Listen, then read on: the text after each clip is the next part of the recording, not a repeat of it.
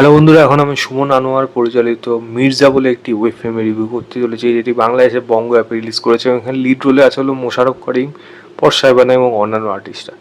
ছোট করে যদি গল্পটা বলি, এখানে ওয়েব ফিল্ম দেখুন 1 ঘন্টা মতো ডিউরেশন এই সেম ওয়েব ফিল্মটা, তো খুবই ছোট একদম। ওয়েব ফিল্ম এমন ধরনের হয়, দেখুন বেশি কিছু সেখানে থাকবে, ডিটেল থাকবে, সেগুলো কিন্তু থাকে না।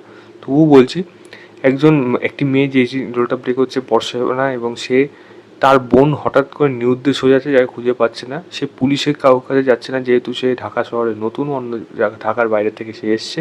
সে একজন প্রাইভেট ডিটেকটিভের কাছে যাচ্ছে, যার হদিশ সে একজন বন্ধুর কাছ থেকে পেয়েছে। যে ডিটেকটিভের রোলটা প্লে করছে হলো মোশাররফ করিম, মির্জা তার ক্যারেক্টারটার নাম। এবং তাকে গিয়ে তার বোনের ব্যাপারে বলা হচ্ছে। এবার মির্জা কীভাবে তার বোনকে খুঁজে পাচ্ছে, বা আলটিমেটলি খুঁজে পাচ্ছে নাকি, এবং এর মাঝখানে কী কী চক্র জড়িয়ে রয়েছে, এর থেকে বেশি জানতে হলে আপনাকে বঙ্গ অ্যাপে গিয়ে এই ওয়েব ফিল্মটা দেখতে হবে। দেখুন, যদি সত্যি কথা বলি, এই ফিল্মটার মধ্যে কী কী জিনিস ভালো আছে, দেখুন মোশাররফ করিম প্রথম জিনিস এবং শেষ জিনিস, যার জন্য আপনি ওয়েব ফিল্মটা শুরু থেকে শেষ অবধি দেখবেন। হ্যাঁ, ওয়েব ফিল্মের মধ্যে বেশ কিছু জিনিস আছে, যেমন কমিক মোমেন্ট আছে, যেগুলো বেশ ভালো লাগবে আপনার। বিশেষ করে মোশাররফ করিমের পারফরমেন্সের জন্য সেগুলো আপনার ভালো লাগবে।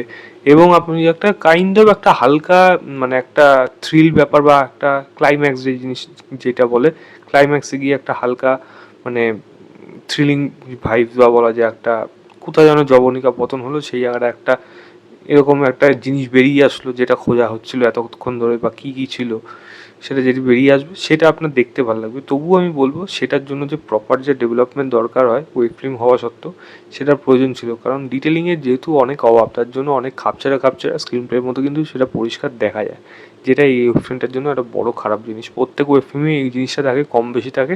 এই ওয়েব ফিল্মটার মধ্যে কিন্তু বেশ ভালোভাবেই রয়েছে। কারণ যখনই আপনি এরকম কোনো জিনিস দেখাবেন, যেটা আপনার যখন মানে কোনো একটা কিছু যখন খুঁজছেন, সেটার ব্যাপারে যখন আপনি আগের থেকে ধরে রাখেন, তাহলে সেটার প্রপার এক্সপ্লেনেশন আপনাকে ভালোভাবে দেওয়ার প্রয়োজন হয়। এখানে সেই জিনিসটাই ভালোভাবে দেয়নি, খুবই তাড়াতাড়ি করে ওয়েব ফিল্মটা জাস্ট এইটা হয়েছে, ব্যাস এই আমি এখান থেকে এই জিনিসটা এইভাবে খুঁজে বার করলাম, ব্যাপারটা এই জিনিসটা এরকমভাবে হয়ে গেল। এরমভাবে বললে হয় না। মানে আমি যে এটা পেলাম, অন্য বাকিরা কেউ পেলো না, কীভাবে আমি পেলাম, তো সেটার জন্য আমাকে কী কী মাথা খাটাতে হয়েছিল, সেই ব্যাপারগুলোই গল্পের মধ্যে নেই। এমনি ওভারঅল যদি বলি, একটা টাইম পাস করার জন্য কিছু কাজ না থাকলে এই ধরনের কাজ, মানে ওই ফান টু ওয়াচ হিসাবে আপনি দেখতে পারেন।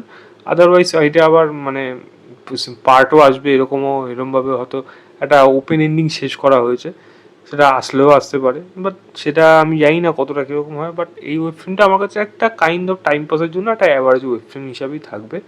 মোশাররফ করিমের জন্য ডেফিনেটলি এটা দেখতে ভালো লাগছিলো, এটাই জাস্ট বলার ছিল। বাকি যদি আপনারা দেখে থাকেন, তো অবশ্যই বলবেন আপনাদের কেমন লেগেছে, এবং ভিডিওটা ভালো লাগে লাইক শেয়ার, চ্যানেলটাকে অবশ্যই সাবস্ক্রাইব করে দেবেন। বাই।